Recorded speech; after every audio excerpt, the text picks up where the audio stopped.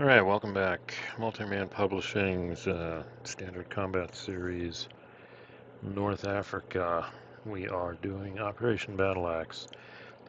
And with the first British full activation, a little tweaking in my turn, but they were able to capture all 4 victory point hexes with a overrun here at the end of the turn. So now it's Rommel's turn, and the Germans have, I believe, 2. Let's see. Yeah, they got 3 supply units. They can do a full and a limited. Gonna go ahead and do a full this time so they can use their 2 air strikes. And if we talk about strategy right now, they can't attack Solemn Directory yet. They can't get to the Halfaya Pass yet. So they really need to take Fort Capuzzo to ensure at least a stalemate. Now, can they pull off taking all 3? I don't know. This is a tough one because of the escarpment around here. They have to figure out some way to come through here and up, but with just a full and a limited, that's kind of tough too. So what we're going to do first is the German airstrikes. I don't need to place them. Let's just find the counters. So the first airstrike is definitely here against Campbell and the 7th Armored Units in Fort Capuzzo. No modifiers, 1 to 4. So we pull up my die roller. Okay, let's see if the airstrike works. Yeah, it did. So guess what? These units are disorganized. This makes potentially... that's not what I wanted to do. Hold on. Let's just get one person. See if it... There we go. So these units now have a defense of 4, which means Rommel could overrun them. Okay, let's think about that. Let's, so this airstrike has been expanded. Well, let's see, we got 1 left. All right, I think we're gonna go for it. Rommel's gonna go here. Let me go ahead and mark these as expended though, the first 2. There we go. And Rommel's gonna go for it. 18 to 4 is 4 to 1. But the 2 leaders cancel each other out. But we're going to have to roll for leader loss first. So let's pull that up. I don't know which one is first. It doesn't really matter. But I think there is a rule about that. So let's pull up. We're going to do 2d6 for this. And let's roll for Rommel first. Oh, he's killed. No, 6. And we'll roll for, I think it's Campbell. Wounded. Well, look at that. Campbell's out of the action. Had to happen eventually.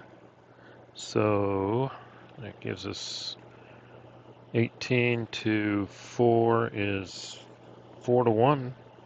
But 5 to 1 thanks to Rommel, and Campbell's not there anymore. So let's go to the CRT and see what we're going to get with a 5 to 1 here. Rommel on the move. 5 to 1 on 5, not a great die roll. D1, R2. Made some rule it has to come from the strongest unit, defensive in this case. Now, they could stop Rommel square in his tracks by taking 2 more losses. Alright, I'm going to follow the notion that they don't want to lose any units, so their only choice is to retreat this way. If they retreat this way, they're in a Zoc, they're going to lose a step. They come down here, but if they do retreat through here, then Nobody loses any steps. The overrunning unit has to advance. And they're done for moving. Now the problem Rommel has is he's in Zoc. Well, they could probably attack this guy, but he's in Zoc of this guy, which will prevent him from exploitation. Unless he can advance here and they do some damage down here. So, they've pushed the Brits out of Fort Capuzzo. I don't know if staying there would work. What Rommel would do the next is not advance and then be in a position to potentially overrun. So I think this is what Rommel's going to do. Alright, the other interesting ace up our sleeve are these units over here. They can keep actually overrunning if they wanted. This guy could 1, 2, they're a stack, 3, 3.5, 5.5, 7.5, and they can go over this guy. Let me think about that. Alright, the next thing the Germans are going to do, I think, I'm not playing with the optional armored car rules, but I believe this guy can 1, 2.5, 3.5, 4, 5.5, 6.5, 7, 8.5, and then 9, 10 overrun. I believe he's got the movement to do that. So this guy is going to get all the way to here and then attempt to overrun this. Armored recon, they would have to retreat 3, but we're going to go ahead and play it. This is a straight 4-1. So let's see what we get. 5. D1, R1, that's all we need. So this guy becomes eliminated. Because, wait, yeah, he's gone with that. So he's out of the battle. And hold on, I forgot. I think the guy was right there. So he advances here. So he's done for movement. He doesn't end up next to anybody, but he can do exploitation. And then I think we can continue this by going, I'm thinking this would be 1, 2, 3, 4, 5, 6, 7, 8, 9, 10, 11, 12, 13. Nope, couldn't do it that way. Actually, it's a lot simpler than that. This guy can just go 1, 2, 3, 4, 5, 6, 7, 8, 9, overrun this guy at 6-1. And rain on the British parade. So let's see what happens at 6-1 here for an overrun.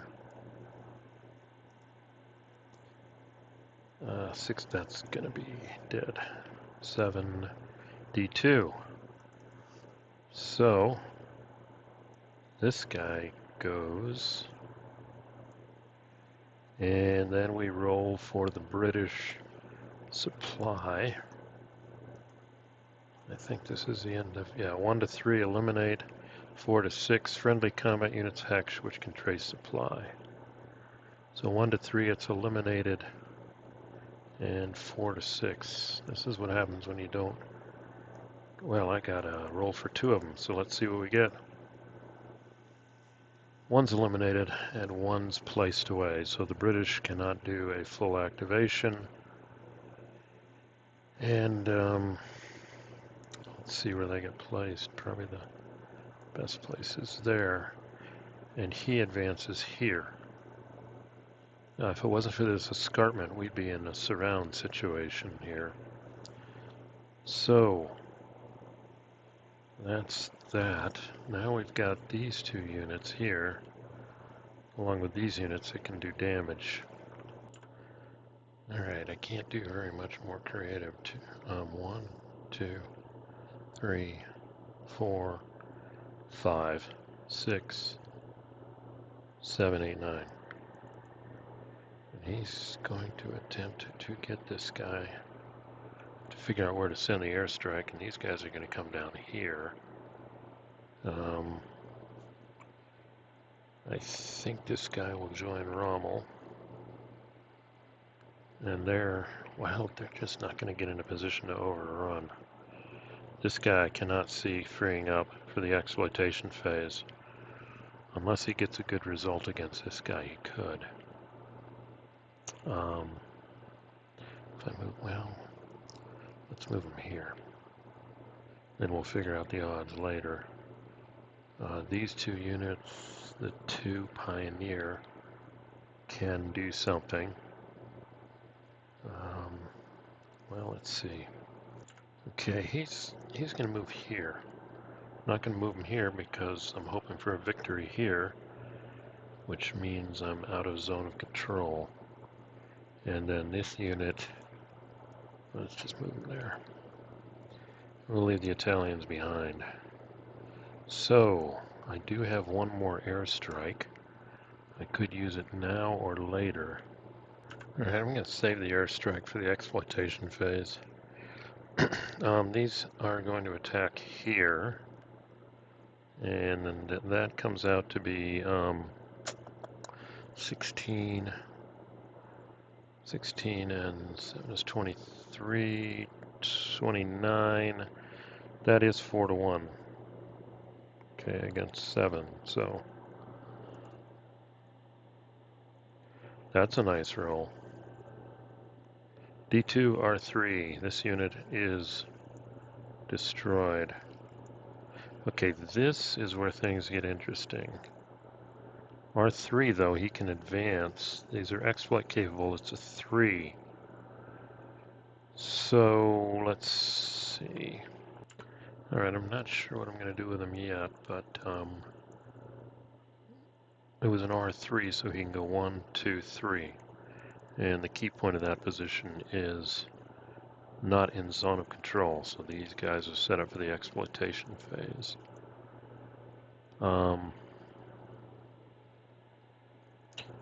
Did I just give that guy? No, this guy doesn't have a retreat route. If he goes here, he loses. If he goes here, he loses. If he goes here, he loses. There. Okay. Oh, these guys can move, though. And they're all exploit capable. So I can move these in such a way that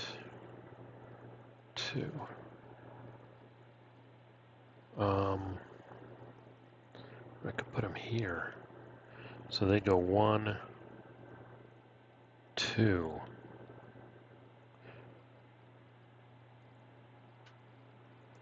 Let's see what that looks like. Okay, I'm still covering everybody with zones of control. And that means these guys all can move during the exploit phase and do an overrun. And then the last attack is 18 to 6, is 3 to 1, 4 to 1 for Rommel. Sorry, Rommel. Ouch, Rommel. A1, D1, and let's just take that one there. Now, what does that do to Rommel? That means these guys can't do anything this turn, and they didn't take this hex, but I don't know how critical that is. Okay. So Rommel stymied there, but he did get Fort Capuzzo. So that takes us into the German exploitation phase, and they have an airstrike left. Where would they use it? Alright, I don't know if this is the best use of the second German airstrike, but we're going to do it on this guy. And let's see if we roll a 1 to 4. Yep, this is the Germans' day. The big thing here is this guy's defense goes to 2. Which means he is easily overrun. Alright, let's be creative here. This guy's going to go 1, 2, 3, 4 and a half, effectively 5, 6, 7, 8, 9, 10, 11, 12, 13, 14. And we all know why he's there. He has now blocked their road. And now, these two guys are going to come up the road and overrun this guy.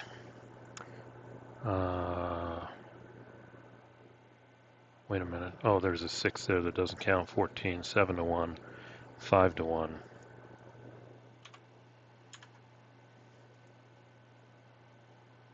Well, D1, R1. Let's see. Flip, he has to retreat. Zone of control, can't go here.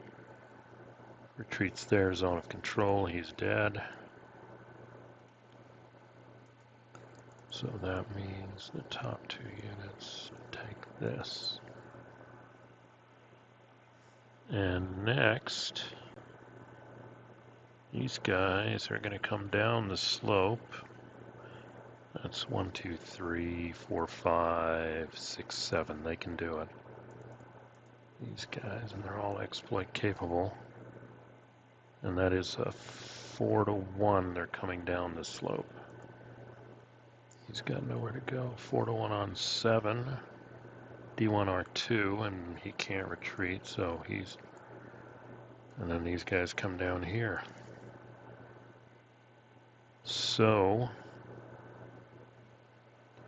the only thing left, this guy can, I don't know what he can do, so this guy's going to overrun him at 4 to 1. And 7. D1, R2, and he's eliminated. And he has to advance, which is good because this guy can't get too carried away here. So if I did everything right, this is, wow, these guys are in trouble. I think what they have to do is fall back and attack this guy, expend this supply unit. Let's move this here. Now, if I was just playing the scenario, they just need to hold on to they can get a draw by holding here, but at this point I'd probably roll for capture, unless this guy can somehow finagle something here. 1, 2, 3, 4, 5, 6, 7, 8, 9, 10. No, he couldn't free, he'd have to attack, so that doesn't look good. Alright, so this is a fun exercise in overruns and exploitation and overruns. So it did show, yeah, the Brits were a bit overly aggressive. I had that feeling when I did their turn. So if I wanted to do this, I'd have to revisit this. Also, it would have been interesting to play the Armored Recon optional role. Recon screens here and see how that may have changed things over here. But at this point, yeah, the Czechs aren't going to get here in time. 1, 2, 3, 4, 5, 6, 7. So expending this supply unit will put them in limited supply. I think it counts as supply. And in real life, what the Brits would probably do, since they saved these guys, is fall back here and attack this guy. And then the Germans could take the win. Now, if we were just playing the scenario, they'd just sit here. And the Germans would have a limited activation. They could probably stock up this 1 hex, but that would kind of be artificial. The other interesting thing is, because of the supply rules in this game, even though the Germans are in a great advantageous position, they're out of supplies too by the end of this.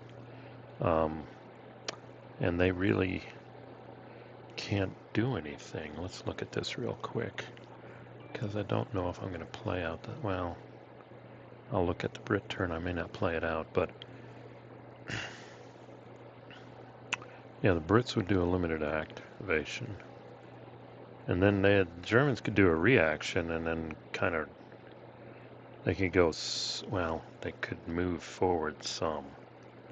That's it with these units. So I don't know. So it looks like Rommel won here. I'll look at playing out the Brits next. But I think this was pretty decisive here, especially getting this unit back here. They could do an overrun. Nope, these units, yeah, Halafi pass. These units are both in zone of control. This guy could try a 1-to-1 overrun, but that's almost kamikaze. Let's see, British losses. Yep, they've lost too many. So, all right, well, this is a great turn for the Germans. 20 minutes in. Exercise, better understanding now of exploitation movement. We do see like pretty much all of Africa core, except for the Italians, is exploit capable. But again, it all boils down to, I think, in this game, supply, which is kind of giving us a taste of OCS here, a very slight taste. All right, so I'll stop the recording here. If you've listened this far, thanks for listening. Click like if you liked. Anybody who is experienced in this SCS or specific North Africa, any kind of rules commentary, anything I did wrong, or any better strategy. Otherwise, I'll take a look at what the Brits are going to do and decide whether it's worth another recording. So, thanks for listening.